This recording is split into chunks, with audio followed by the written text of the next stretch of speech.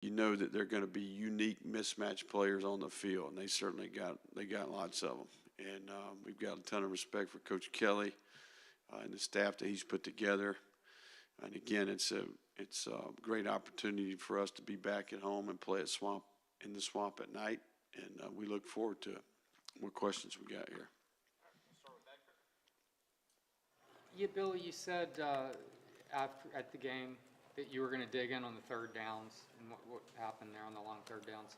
What are you seeing on that, the money down, so to speak, and Right. that you guys are struggling with, and what can you do to kind of mitigate some of those? No, I think it's all very correctable. Some of it's missed tackling, some of it is pass rush lane integrity, some of it is leveraging coverage, and then some we're just not. Maybe we're not in a great call here or there. So it's a combination of a lot of things. I don't necessarily know that it's one thing that we can pinpoint, but it's certainly something that we have done really well at times, week to week. And Saturday was an area where we struggled a little bit. So we'll go back to work there and evaluate it objectively and try to put our players in better position and then try to get the players to execute much better. What's the level of frustration when those things happen? No, I mean, anytime it's third and long, if you know the numbers you're anticipating, you got a good percentage chance to win. But I also know that, it comes down to execution, right? Missouri had well-designed stuff at times, right? Their players made plays at times. So it's a combination of a lot of things. But, when you get 11 plus, those are the ones that you anticipate winning. Those are the ones that, for me, as the head coach, those are the ones you struggle with a little bit. You're going to face a quarterback who's really good getting outside the tackles and creating a problem for your guys in the secondary, whether you come up and tackle him or let him run. How do you set the edge? Because that's been a problem with all the running quarterbacks so far. It's a great question, and it's one of the very specific things about this game. When you talk about, the dilemma that you have relative to the amount of skill players that they have. I mean, at receiver, they've got some dynamic players, both inside and outside. So you pair that with the ability for the quarterback to break the pocket and scramble. You think about statistically, when you look at their team, this quarterback has, made significant impact on the game with his feet, right? So there's certainly going to be a big part of our planning and, the dilemma that you have on defense. So I think it's a great question and one that we'll be working hard on this week. He throws the ball very well, too. So is it an equal problem if you just keep him in the pocket because he does throw it so well? Yeah, no, I mean, you're picking your, I'm thinking you're picking your spots. You try to mix it up. And, ultimately you got to play good at all three levels, right? So there's a number of ways to go about this, and I'm sure, I think we'll have our way. We'll certainly have ways to change it up in the game, but I think it's a great question, and anybody that's played this team would tell you that's one of the biggest challenges about playing against them. Your two best running backs are from the state of Louisiana. You sense any extra from them, and what does it say about the state? I mean, you were in it for a long time, producing, quality running backs like that. No, I think it's. We reap the benefits of it at Louisiana, and certainly, I think that we've got a handful of Louisiana kids on our team. They're going to be excited about it. Any player that's from the state that we're competing against is always excited about playing from their home team. So, when you talk about per capita, when you talk about player production, the state of Louisiana is as good as there is in the country. About 100 Division I players a year, and certainly we had our fair share of them at the previous stop. Are you surprised that Trevor's picked things up so quickly for a guy that young and so forth? Well, I think he's a little bit of a unique young man relative to his brother, right? So I think his brother having the success he had, having the insight to his routine, his discipline, his training, what college football is going to be like. I also think that he comes from a fantastic family, right? Education's important, character important. really good, hard-working, down-to-earth people.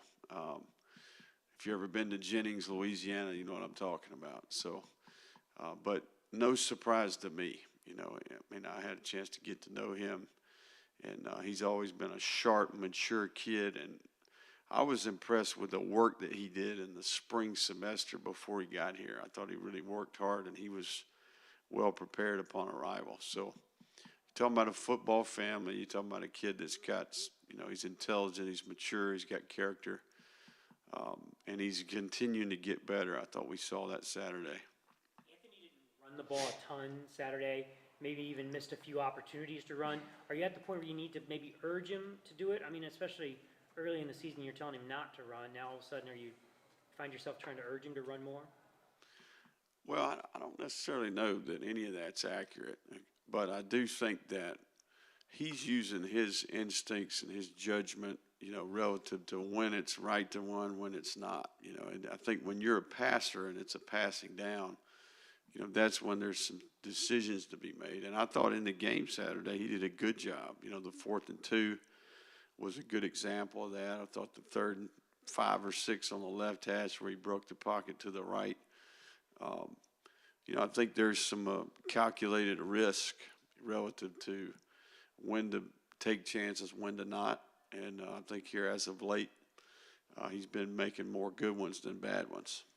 How have you felt about the passing game lately and just kind of the progression over 6 weeks and where that's at now? Good and bad. You know, I think we do it really well at times, and I think there's a lot of times we can do it better, you know. So I think we're working toward more consistency. And, you know, a lot of things contribute to throwing the ball. You know, I think you're seeing a trend in the NFL right now. If you just look at Sunday and look at the statistics and all the, you know, the quarterbacks in the NFL, you got to protect the passer, right? Then you got to have precision in the routes. If it's zone, you got to be spaced the floor correctly. If it's man, you got to separate. You got to get open. I mean, there's tons of variables here.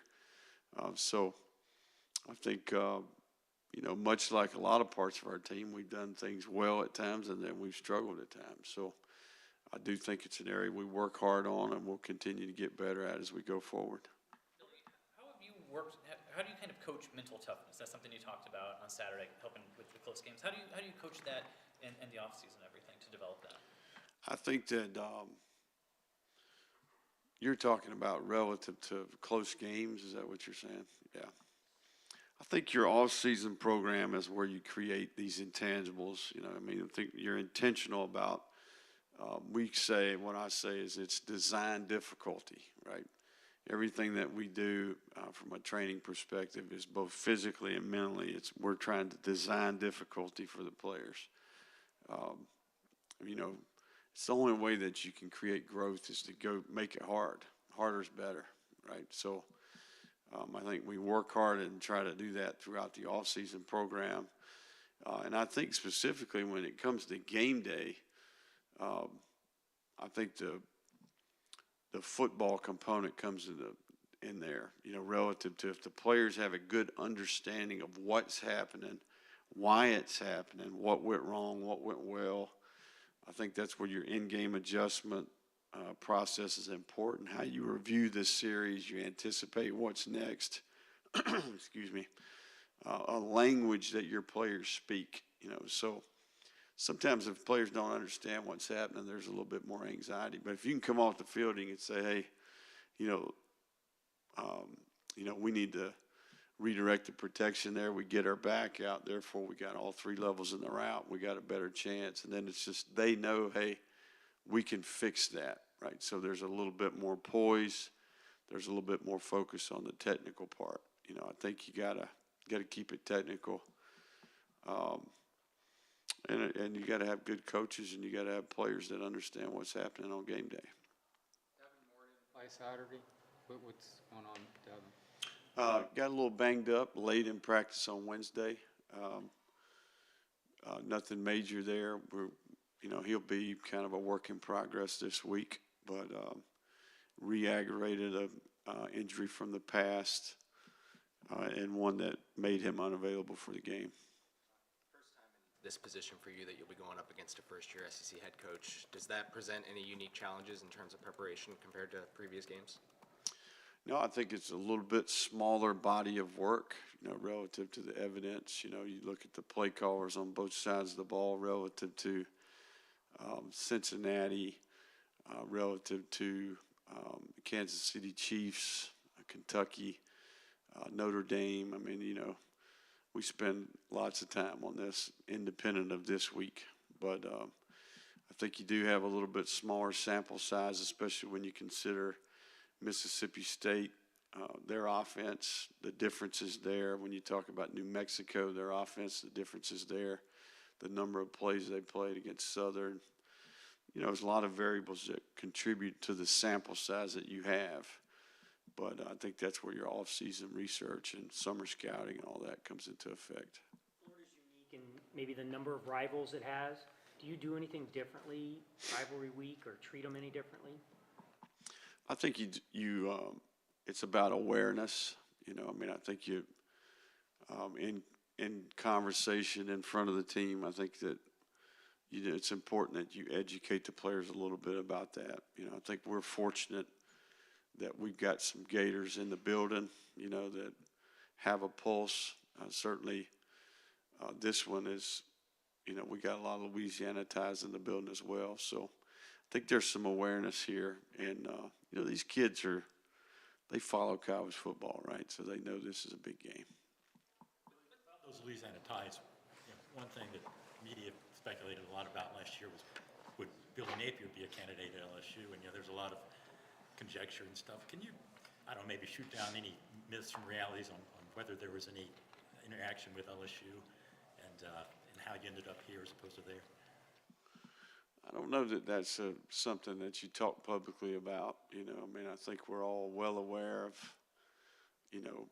chaotic times in college football and when you get to November, December, January. But I tell you what I would say is I'm very thankful for the opportunity that I was given here, right? For the administration here, for Scott and all the people that contributed to that decision to have faith and confidence, do their homework on me, give me an opportunity to lead here. I can't imagine being at a much better place, So, we were very patient, in a lot of the last few years. And, this path was right. That's what I would say. So there's not a day that I woke up and said, am I at the right place or not? I've got conviction about that. And the more I'm here, every day that I'm here, the more I'm confident about what we can accomplish here. So it's a blessing to be at the University of Florida and represent such a great place. Time for just a few more guys. Billy, following up on what Jake was asking, what's your assessment of the offense as a whole compared to where you'd hoped it to be at this point? I think we've got some good. I think we got a pretty good highlight tape we could put together. I'd like to have a little bit more consistency. I think we've got a lot of missed opportunities on the tape, and then there's some bad ball on the tape. So I think there's a lot of things that we can do better. We play team football, right? So I think offense contributes to defense. Defense contributes to offense. Special teams is certainly a percentage of the game. So we do what we think is required to win the game, right? And I think at times this year we played really good on offense, and there's times where we've been very average and below average. So I think we're working hard to get better. What's your mid-season grade for the Gators? No incompletes. I'm not into grades. I'm into winning. You're not into grades, you're what? Winning. Okay. Billy, you're 4-2 right now and could easily be 6-0 or even 1-5 right now. How do you impress on these guys that, okay, go back and look at this, and we're in each game, in 5 of the 6 games, we're a handful of plays one way or the other from being at one end of the spectrum or the other? No, I think that's a great assessment of where we're at. So I think there's a lot of days you wake up and you're thinking, man, I'm glad we're 4-2, you know. But you also think about the potential, and we're a very capable team. We've been in the fight every single week. I heard a guy, coach, say one time that you're always really close to being a very good team, and you're always really close to being a very bad team. And that describes our team in a lot of ways, right? I think where we're at, you know, I think that we have a very capable group, right? What I'm hopeful that we see here is we start to minimize error a little bit better. We start to be more efficient. We start to believe a little bit more. I think our practice habits are improving. I think that the chemistry and the morale of the group is improving. So, you know, where there's no easy outs in this league, we got a tough slate ahead of us. Complete focus on this LSU game and what we need to do to position the team to win this one. How would you assess the balance on offense right now? Because it seems like there's been some big passing games and not so big run games and vice versa. I mean, how much Yeah, I think every possession in the game, every matchup week to week, you do what you think you need to do for the team to win, right? So we'll continue to do that. Okay, we're finished here with Jacob. Anthony on Saturday had mentioned that he was starting to feel a lot more comfortable, maybe even taking favor to some of the shot plays you guys have designed. How much does that benefit your offense specifically with the way that you guys like to run the ball and just maybe even be able to take the top off of a defense if you can really start to get comfortable within those? Yeah, we're getting there. You know, I mean, I think it's, you know, we like to rush the ball effectively. We like to throw completions, right? We like to execute at a high rate on conversion downs. We like to create explosive plays. We like to score touchdowns in the red area, and we like to play turnover free and penalty free football, right? I mean, that's how you win games. We've done some of those at times, and we need to do them better at times. So just keep working. Weekend, are you a fan? Say that again. It's Tom Petty weekend. Absolutely, I'm a fan. Kidding me? The Heartbreakers, man. Kidding me? Long list. I got Pandora in my office. You feel free to come check it out one day. All right, thank you, Coach. All right, guys. Thank you all.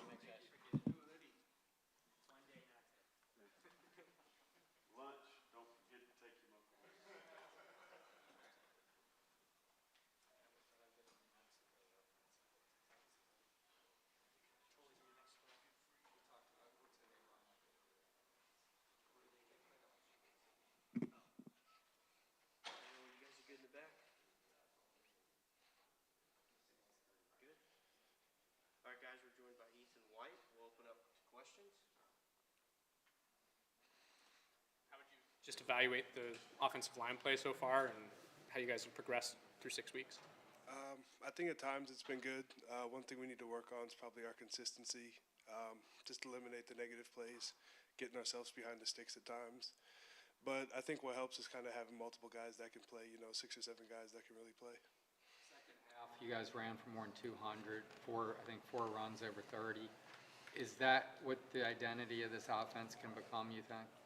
Yeah, I think part of the identity of this offense is kind of doing what the defense allows.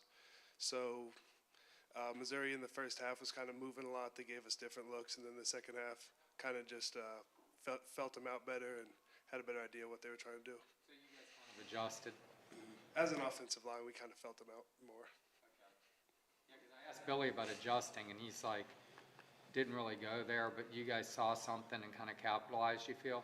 I wouldn't say adjustment as much as, you know, they come in and they're a good group on the defensive line, so feel how they play double teams, you know, single blocks, kind of just, you know, they played different than the group we played last week, just kind of getting used to that.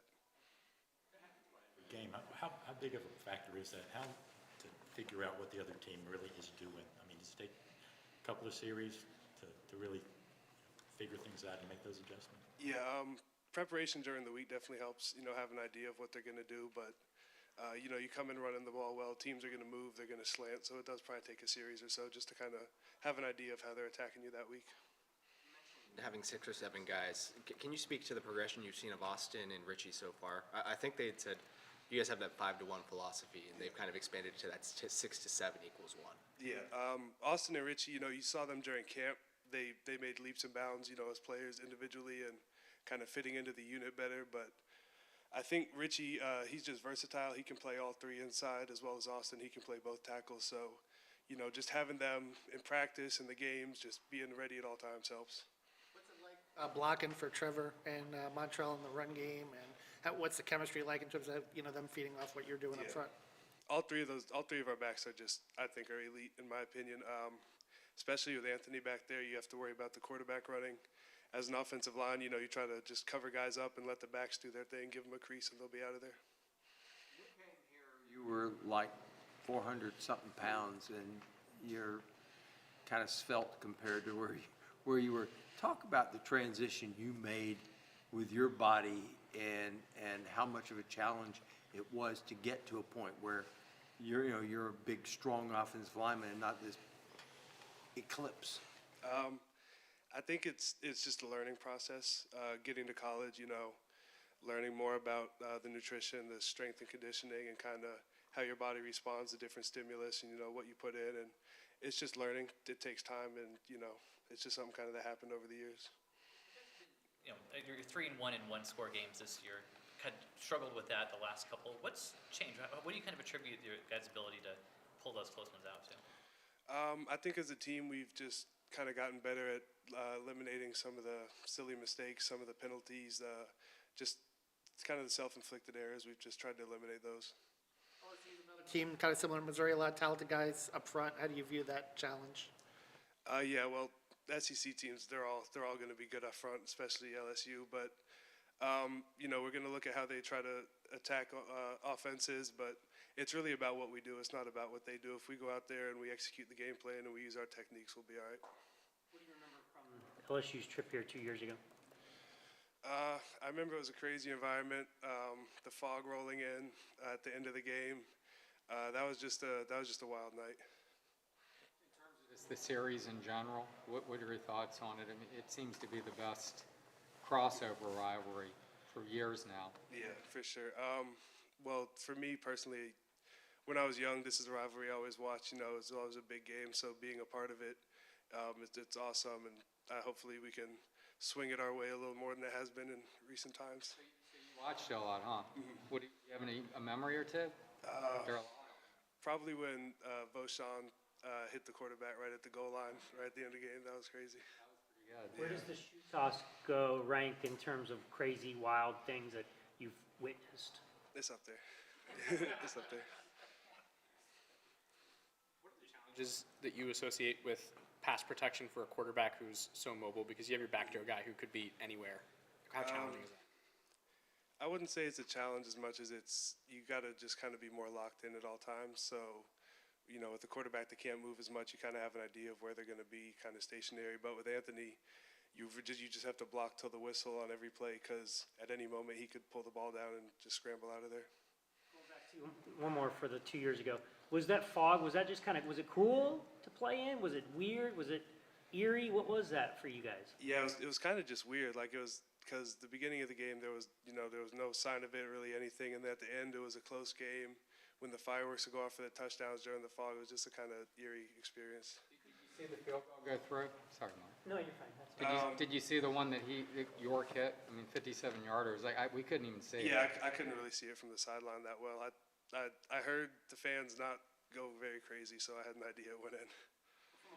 everything was normal from a playing standpoint. With the fog looked crazy for us, but down there it was. From my standpoint, the offensive line, I mean, we could see everybody. I don't know about the receivers or the quarterbacks. Fly? No, that fog, or was that also a shot? No, I wasn't paying attention to that. Losing 2 in a row to LSU add any extra weight to this game? For sure, you want to win all your games, obviously, but especially in a big rivalry, owing to that's not something that is acceptable at the University of Florida. Are like 5th in the country in fewest sacks allowed, and like 4th or 5th in the country in average yards per carry by your backs. What does that say about the cohesion of the offensive line right now? I think it's a good stat, but stats can sometimes be misleading because when you got somebody like Anthony back there, like it's hard to sack a quarterback like that. He can run out of it. He can make guys miss. But when it comes to the backs, I mean, those are just talented guys. You just cover them up, and they can make one or two people miss at the line and just go. Remember at Anthony last year? I mean, coming in, he played at an incredible level. I mean, last year you just remember the physical things he did, hurdling people, outrunning people. Like, I think that's the difference between this year is now mentally he's taken that next step. But did that surprise you how easily he came in and did that? We'd seen some glimpses, but this was LSU, not USF. Yeah, I mean, in practice, we see him, like you see him do stuff like that. You see those crazy plays, and when he gets in the game and does it, I mean, it's not really surprising because we've seen it happen before. Coach Napier's made, the offensive line a point of emphasis, since he took the job. I'm just curious how that makes you kind of feel as an offensive lineman and the number of coaches and stuff, and how that maybe is shown on the field so far. Yeah, it's good. I think it gives the unit a sense of responsibility that the team kind of goes as the unit goes. So it just holds guys to a higher standard. Got time for one more question, guys? Coach talked about the challenges of preparing for a first-year staff. It's the first time he's had to do it in this position. Could you speak to that as well, especially from an offensive lineman standpoint against what's a really talented defensive line at LSU? I'd say the one thing for game planning that's difficult in my experience is you kind of have to watch the previous teams that coach was at. So you might have to spend a little less time on personnel or kind of individual players and a little more time watching game plan stuff from different teams in the past. Does that make it difficult because of how well recruited this defensive line in particular has been? I don't know about difficult. I think you just have to manage your time differently as opposed to a different week. Do you often encounter like differences between what you study about another team and then what you see in games like this where it is kind of limited and you have to study a team that a coach isn't working at anymore? It happens sometimes, but I feel like whether the coach is at that team or at a previous team, most coaches do similar things and kind of just game planning that with the personnel they have. One more? Yeah, you're good. Do you have an appreciation for what Des Watson's trying to go through in terms of from the weight loss aspect? Not that you were ever his size, but you know what I mean? Do you know what I'm talking about? Yeah, it's cool because my locker's been next to Des for a few years, so kind of seeing him, talking to him, kind of trying to give him any advice I can through his journey. But I think he's starting to see how losing the weight can affect his playing and kind of make him a better player, and he's going to keep doing that. Did that happen to you once you lost a certain Oh, yeah, for amount? sure. Once you start to see results, it becomes a lot easier to keep going. Appreciate it. Thank you, guys.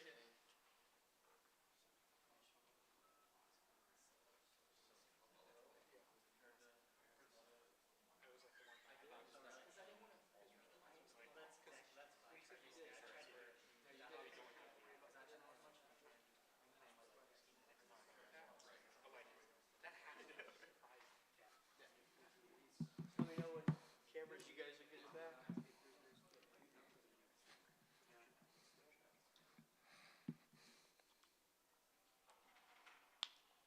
All right, guys are joined by Prince Umami Allen. We'll open up questions. Did you get that right? I was going to say that, right? Yeah, you got it right. Did you practice it? I did not practice. Nah, you got it right. You want to start, Mark? Or? Yeah, I mean, you're coming off one of your better games. How'd you feel like you made progress last week? Like, how do I feel I made? Yeah, like what did you do to make that kind of progress, and how do you feel like your game's coming around? I feel like just making my practice habits better because practice habits equals game time performance. So, like, I would just take practice throughout the week more seriously and make sure try to attack every rep and make every rep count. What did you think of Ventrell last week?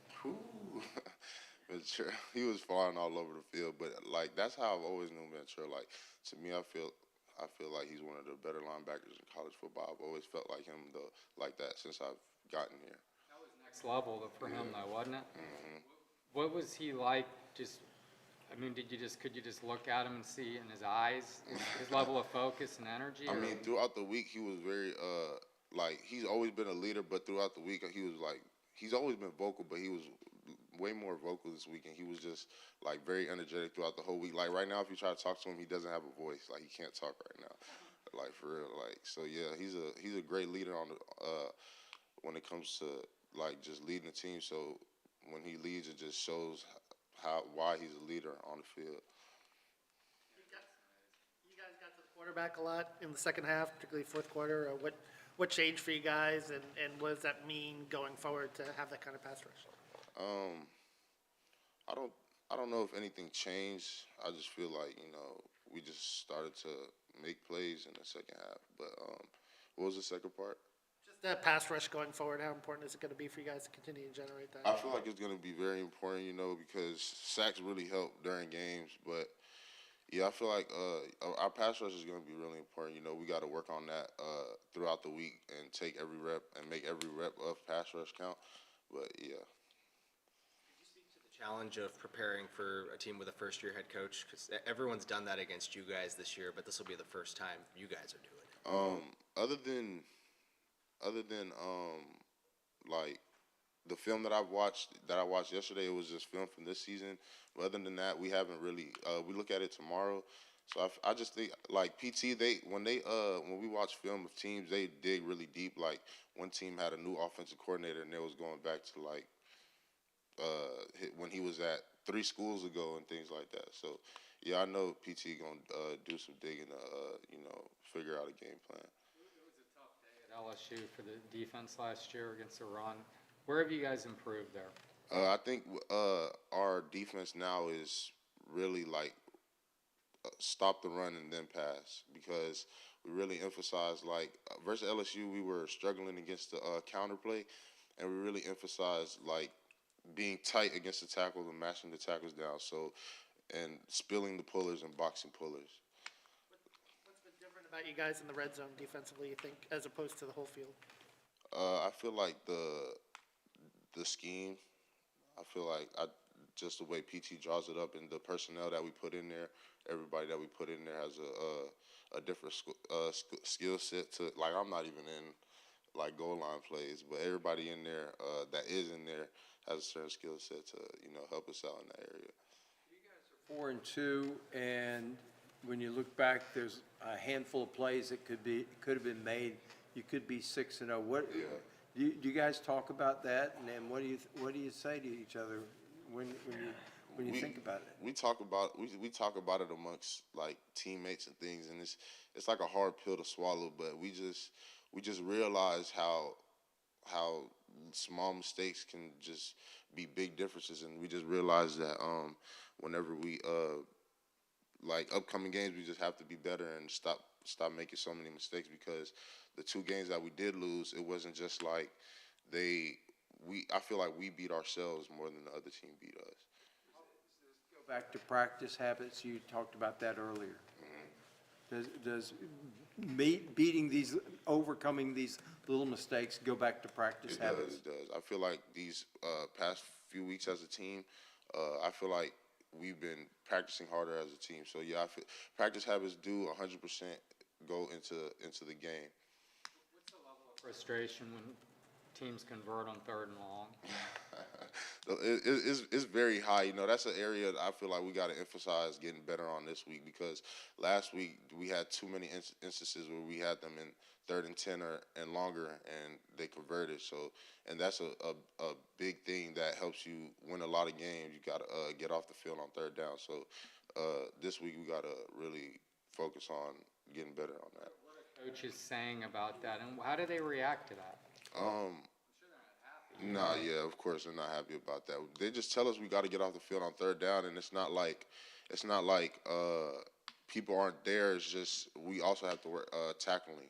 We also have to work on tackling. Was tackling the common issue on the 3rd and longs that allowed those conversions? Like, what was it that you saw that was common between those plays? I feel like on two of the ones that I've seen that I can remember, it was an open field tackle that could be made, but the other ones I can't recall. But yeah. They talk about leverage. Is that happening too, where guys aren't like getting it flowing to the right part of the defense? You know what I'm talking about? Yeah, I know what you're talking about, but like whenever the ball gets past the like the front 7, I don't know too much about that. You didn't play against LSU 2 years ago here, but you had a pretty good view. What do you remember of that game? I remember us I just remember that we weren't doing good. Like we weren't playing good enough defensively because they scored like 45 points. So it was like we just had a really bad. Even though we still could have won, we played a very bad defensive game. I'm sure you've been asked this 1,000 times, but I don't know the answer. What is the origin of your name, Princely? Nigerian. Nigerian, but Princely as royalty? I don't know. My dad just did that. I have 4 brothers. My big brother's name is Prince. I'm Prince Lee. My little brother's name is Prince Will, and the last one is Princeton. Prince Will? Yeah. You might like Prince. Huh? What was your sort of response whenever there's a depth chart change, right? Either players pout or they said, man, I'm getting my spot back. What was your, week before you earned that starting job back? I like that question. Nah, I was just focused, My coach, he talked to me. He pulled me into his office. And he talked to me. He it's not like he just did it. It was for a reason, And after that week and beyond, I changed my practice habits and came to practice, ready to work and on my A game. So and that has shown throughout the past 2 weeks in the game. Peterson? Nah, Coach Spencer. Yeah. Is that cool that they addressed it versus just, you see it and you have to make your own assumptions? Is it nice that you get that direct face-to-face? I like how he just pulled me to his office and told me, it left a small little bitter taste in my mouth, but what I'm saying, like, it is what it is, I have to make the decision to, go hard and change the circumstances for myself. What did you hear from him after, obviously 3 TFLs this week? He was telling me, he said, I told you what happens when you practice better. He was just like, because it's not like sometimes I would just go to practice and just be, not like now I practice like I'm playing the game, like it's not practice. Because you practicing for the game. So I practice like I'm playing the game. And he was just telling me, I told you that's what happens. And he feels like if I keep doing it, I can keep progressing. Did you see the video of you wiping out the coach? Yeah, I did see that. I did see that. Think you're gonna have to calm it down or make him calm it down next time. He keeps talking to me about it, but he almost knocked me down too. I don't know if y'all saw it, but I fell backwards too. But I probably got to jump to the side next time because I gave him my chest like that and he fell over. I like one of those Marvel superhero collisions, man. What's your age? I'm 20. Is Princeton really that little? Nah, Princeton is in 8th grade. He's just the youngest. You Yeah. guys are facing a very mobile quarterback this week. What do you have to do off the edge to be successful against a guy like that? I feel like get off is a big is like the biggest thing in a quarterback like that because you have to get there fast. But also I feel like his first intention is not to throw, like he wants to be a quarterback, but he gets out there once he sees something. So I feel like just get off is like a main factor in that to get to him. Have you felt like you guys have done a good enough job, or how would you evaluate your contain abilities so far against mobile quarterbacks? So when we played Utah, I know what other mobile quarterbacks? Hooker. So when we played Utah and Tennessee, I know versus Utah, there was a play where I rushed out the edge and he seeped through the B gap, and I just know if I would have got off the ball faster, I probably would have won that rep and got there. But just play, and there was another play where I bull rushed, but instead of keeping my outside arm free, I bull rushed with 2 hands and he ran outside of me. So it's just small things like that have to be corrected, and versus Tennessee, it was a play where I did an inside move and he ran outside. So it's just small. It's just small issues like that need to be corrected when rushing mobile quarterbacks. Got time for one more, guys. Appreciate it, Prince. For sure. George Foreman. Champion. Nah. Yeah, Oh yeah. 5 kids named George. Really? No, I never knew that.